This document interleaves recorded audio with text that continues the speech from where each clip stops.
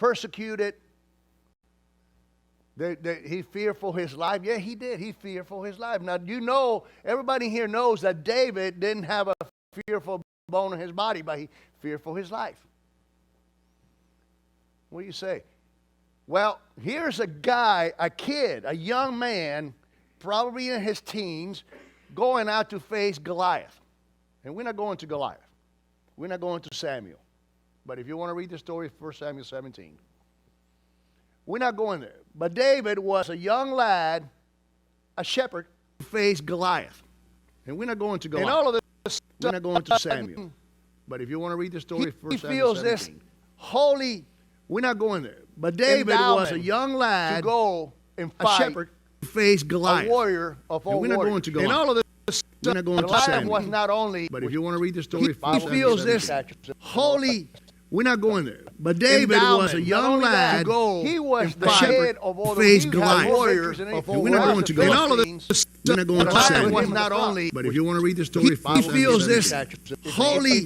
We're not going there. But David was a young lad. He was the shepherd who faced Goliath. We're not going to go. And all of this, we're not going to Samuel. Was not only, but if you want to read the story, he feels this holy.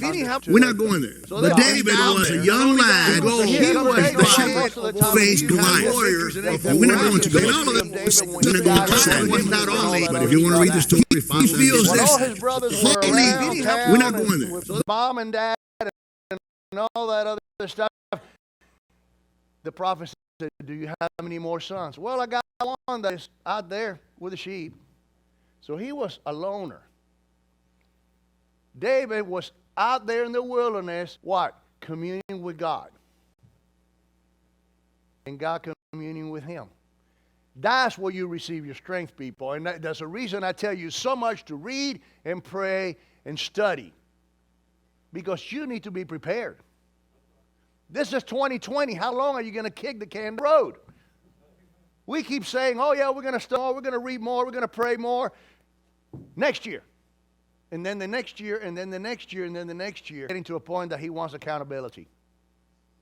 He wants accountability from all of us. He gets it from me. So David goes out there and notice that David, well, you know what? I want to real quick.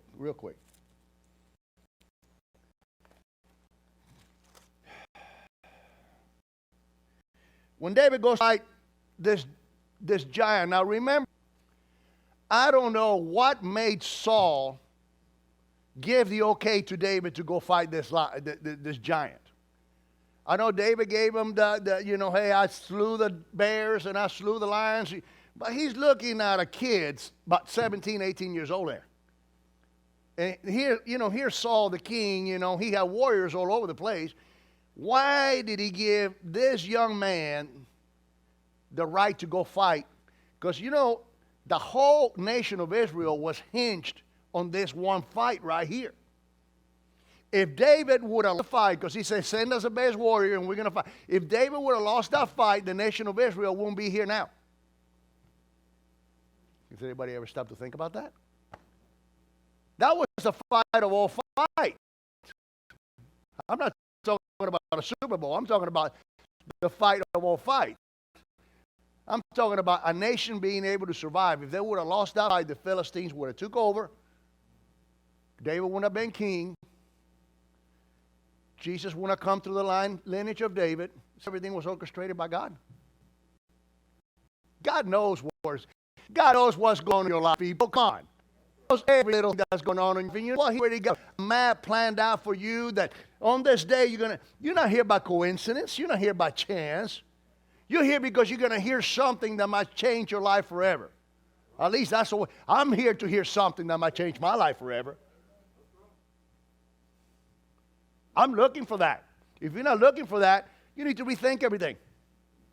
Because God is in the life-changing business.